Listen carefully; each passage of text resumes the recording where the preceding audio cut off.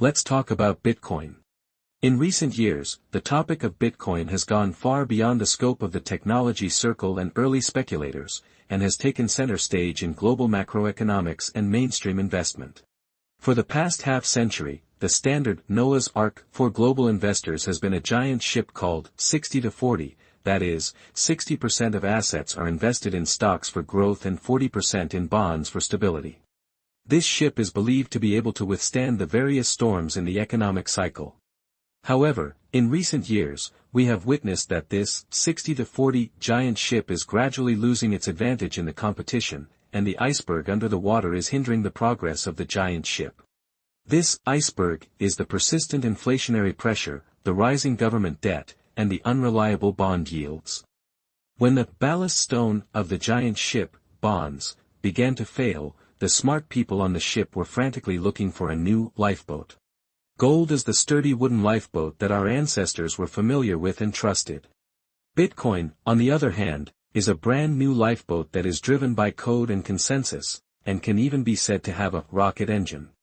It is faster and has greater potential, but it is also more bumpy, and makes some people feel unfamiliar and uneasy. Today, the core question we want to explore is, why are more and more institutions, even the most conservative pension funds, starting to board the new lifeboat of Bitcoin? Can it really replace gold and become the ultimate safe haven asset in our digital age? To understand the rise of Bitcoin, we must first see the cracks in traditional investment methods. Traditional investment wisdom is facing unprecedented challenges.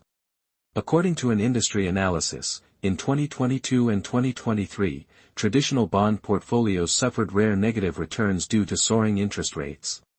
This safety cushion that was once used to hedge stock market risks has fallen with the stock market, causing the classic 60-40 portfolio to suffer heavy losses. Investors are forced to start thinking about a question: if bonds are no longer safe, what else can we use to protect our wealth? At the same time, the US dollar, as the world's reserve currency, is also experiencing a crisis of confidence. According to the New York Times, in the first half of 2025, the dollar experienced its worst start since 1973, depreciating by more than 10% against a basket of major currencies. The reason behind this is that the market is concerned about the policies of the US government, including aggressive tariff proposals, persistent inflation, and expanding government debt. Rick Reeder, BlackRock's chief investment officer, even warned that although full de-dollarization is still a long way off, the increasing government debt is significantly increasing this risk. On the other hand, the government's fiscal discipline is collapsing. A report from CoinDesk mentioned that President Trump publicly told his Republican colleagues on social media that there is no need to worry too much about cost-cutting because he believes that future economic growth will make up for all deficits tenfold. This clear signal that the government will pay for tax cuts and spending by issuing more treasury bonds has caused the market to have deep doubts about the long-term value of the dollar and U.S. treasuries. Will Clementi, a cryptocurrency analyst, made a sharp comment: "How can you read these words and still hold U.S. treasuries for a long time at the current rate of return? How can you not hold some Bitcoin or gold?" This seems to be the basic logic for the continued surge in gold and Bitcoin in this round of interest rate hikes. When traditional safe havens, government bonds and reserve currencies, have problems, capital will flow to new and more solid containers like water. This creates a perfect macro background for Bitcoin to move from a marginalized speculative product to the center of the historical stage. The evolution of Bitcoin from a geek toy to a new darling of Wall Street can be roughly divided into 3 stages. The first stage is the ideal of the cypherpunks, 2009 to 2015. This is the Genesis stage of Bitcoin. It is a niche, anarchist social experiment, regarded by geeks and idealists as a tool to counter the hegemony of centralized finance. At this time, it is more like a geek toy, and is not taken seriously by the mainstream financial world. Then came the second stage, the speculators carnival, 2016 to 2023. As its popularity increased, Bitcoin became a paradise for global speculators due to its dramatic price fluctuations. Its story is full of legends of sudden wealth and bankruptcy, and its value is defined by repeated bull-bear conversions. At this stage, it is more like a high-risk, digital commodity, rather than a mature, investment asset. Most investors cannot understand the intrinsic value of Bitcoin, so they stay away from it. Time has come to the third stage, institutional entry and legalization, 2024 to present. This is a historic turning point for Bitcoin. Its landmark event is that in January 2024, the U.S. Securities and Exchange Commission, SEC, officially approved the listing of spot Bitcoin ETFs, exchange-traded funds. This is like building a solid, wide, modern bridge for a turbulent river that ordinary people find difficult to wade into. Institutional investors, such as pension funds, insurance companies, and asset management companies, finally have a compliant, convenient, and low-cost channel to safely allocate the trillions of dollars they manage to Bitcoin without having to deal with the complex operations of purchasing and keeping cryptocurrencies in person. From this moment on, Bitcoin was officially pulled from the edge of alternative assets to the core of the discussion of mainstream asset allocation. The price of Bitcoin is comparable to digital gold. Is it really worth this price? Where is the value anchor of Bitcoin? To discuss whether Bitcoin is digital gold, we must first ask a fundamental question: what is the intrinsic value of gold? Gold itself does not generate interest or dividends, and its industrial use is relatively limited. The value of gold mainly comes from a strong consensus formed by human society for thousands of years. It is a scarce, stable, and value carrier that can store wealth across time and space. So its value anchor is the collective trust of all mankind. If we use the same logical framework to examine Bitcoin, Bitcoin has the same scarcity as gold, or even more than gold, because gold can increase its supply through exploration and technological progress, but the upper limit of Bitcoin is absolute. This is the core value proposition of Bitcoin. Its total supply is locked in code at 21 million and will never change. This mathematical absolute scarcity makes it a perfect tool to hedge against the depreciation of fiat currencies. When governments can print money and issue bonds without limit for growth, the fixed supply of Bitcoin is particularly valuable. Bitcoin has the characteristics of decentralization and anti-censorship. The Bitcoin network does not belong to any country or company, and it is maintained by tens of thousands of nodes around the world. This means that your Bitcoin assets, unlike bank deposits or stocks, can be easily frozen or confiscated. In this world full of geopolitical turmoil and vacillating trade policies, this anti-censorship feature provides a guarantee for wealth that goes beyond sovereign credit. It makes it possible for many transactions that cannot be completed under the current financial framework, and many people have to use it. In addition, the positive feedback effect of growing consensus and network communication makes Bitcoin accepted by more and more people more and more quickly. This may be the most critical factor in determining whether Bitcoin can become digital gold. And what we are witnessing is that this consensus is gathering at an unprecedented speed.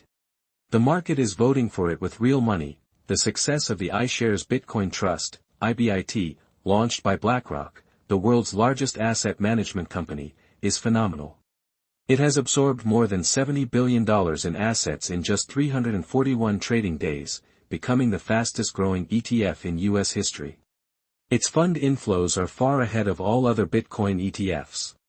Even more shocking is that IBIT now generates fee income, $186 million, for BlackRock each year, which has exceeded its flagship S&P 500 ETF, IVV, which is nearly 10 times larger. This shows that even within traditional financial giants, Bitcoin has changed from a marginal business to a core profit source, and this trend is still strengthening. If BlackRock's entry is the charge, then the entry of pension funds means that the nature of this battle has changed. Reports show that public pension funds such as the Wisconsin Investment Board, SWIB, and the Michigan Investment Board have begun to allocate hundreds of millions of dollars to Bitcoin ETFs. These most risk-averse institutions that manage ordinary people's retirement funds have also begun to recognize the value of Bitcoin in modern investment portfolios. Although the proportion of funds invested in Bitcoin is not high in the total funds, steady profits will encourage such attempts to become bolder, and further increases in this proportion are expected. Of course, Bitcoin is not perfect. To become a true, digital gold, it still faces many challenges. Although Bitcoin's historical return rate is amazing, the return rate in 2024 is 114%, its annualized volatility is as high as about 50%, far exceeding stocks and bonds. This is a huge obstacle for investors seeking stability. Bitcoin is an interest-free asset and lacks cash flow. Like gold, Bitcoin itself does not generate any income, such as dividends or interest. Its returns are entirely dependent on price appreciation, which discourages many investors who focus on cash flow. At present, it seems that Bitcoin is far from reaching its price ceiling as digital gold. In addition, there is still regulatory uncertainty. Although the United States has made breakthroughs in legislation, the regulatory environment around the world is still evolving, and future policy changes may still have a certain impact on its price and availability. This is a factor that affects the ceiling of Bitcoin prices, which is icing on the cake. Even if regulatory policies remain stagnant, it will not have a negative impact on the current price. Another very important challenge is the security of Bitcoin. The development of quantum computing is changing with each passing day. In the near future, computers with overwhelming computing power will appear. We know that the principle of Bitcoin computing is to hash transactions into a continuously growing hash-based proof-of-work chain to timestamp transactions and form a record that cannot be changed unless the proof of work is redone. In the face of quantum computers with supercomputing power, such a security architecture is vulnerable. Objectively speaking, Bitcoin does face such a collapse risk, but we seem to have overlooked a problem. We think about dynamic problems in a static framework. There are spears and shields in the world. While technology brings risks, it also brings security. Let's take a step back and say that if quantum computers can subvert the technical rules of Bitcoin, then our current entire cryptographic system can be said to be transparent in front of quantum computers. How will we custody our private property? Can we only go back to the era of barter or gold and silver currency? Then hurry up and save gold bars, which are not only resistant to inflation, but also can resist technological risks. In this case, the collapse of Bitcoin will not be a big deal at that time. The above analysis allows us to see the rising status of Bitcoin as digital gold. So, as a rational investor, how should we view and allocate Bitcoin? First of all, it should be clear that Bitcoin is not to replace stocks, but to challenge the position of bonds in the investment portfolio. In the past, the value of bonds lies in its negative correlation with stocks, that is, when the stock market falls, the bond market usually rises, thereby balancing risks. But now, this relationship is no longer reliable. The price trend of Bitcoin is often unrelated to the traditional financial market, especially when the traditional financial system is in crisis, such as the collapse of Silicon Valley Bank in 2023, making it a potential and better diversification tool. Based on this, we can refer to the suggestions given by professional institutions for different types of investors. For conservative investors/institutional investors, you can adopt BlackRock's advice and allocate 1% to 2% of Bitcoin ETFs in the traditional 60:40 portfolio. This is a very cautious, testing the waters strategy. Its purpose is not to seek high returns, but to slightly improve the long-term performance of the portfolio and hedge part of the macro risk without significantly increasing the overall risk. For balanced investors, you can refer to the research of ARK Invest and 21 Shares. They found that adding 5% of Bitcoin to the 60:40 portfolio can significantly increase the annualized return rate. Of course, this will also increase the overall volatility of the portfolio accordingly. This ratio is suitable for investors who are willing to take greater risks for higher potential returns. For ordinary investors, first of all, you need to realize that you may already have Bitcoin indirectly in your retirement account through the index funds you hold. Therefore, the first step is to understand your risk exposure. On this basis, if you consider active allocation, the range of 1% to 5% is the consensus of mainstream institutions on Wall Street.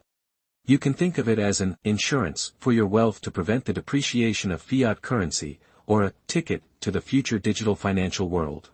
This investment should not affect your normal life, but if disruptive changes really happen in the future, it may bring you unexpected returns. Back to our original lifeboat metaphor.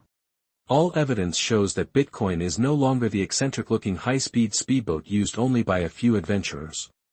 With the participation of shipbuilding giants such as BlackRock, it is being transformed into a sturdy, compliant, and modern super lifeboat that can accommodate a large number of passengers. And the most conservative pension funds have already started booking tickets. In the context of increasingly loose government fiscal discipline and the fading halo of traditional safe haven assets, Bitcoin, with its unique digital scarcity, provides global capital with an attractive new option for value storage. The debate about whether it can completely replace gold will continue, but its narrative as digital gold has been verified by the market with hundreds of billions of dollars in real money and silver. For each of us, perhaps we can continue to doubt it or even disagree with it. But in this era, completely ignoring it may be like standing on the deck of the Titanic in 1912, seeing the iceberg in the distance with your own eyes, but still believing that this unsinkable ship is as solid as a rock. A prudent investor does not have to jump on the lifeboat immediately, but at least he should figure out where the lifeboat is and how to get on it. The above is a little information and personal opinion shared with you today. Thank you for your company.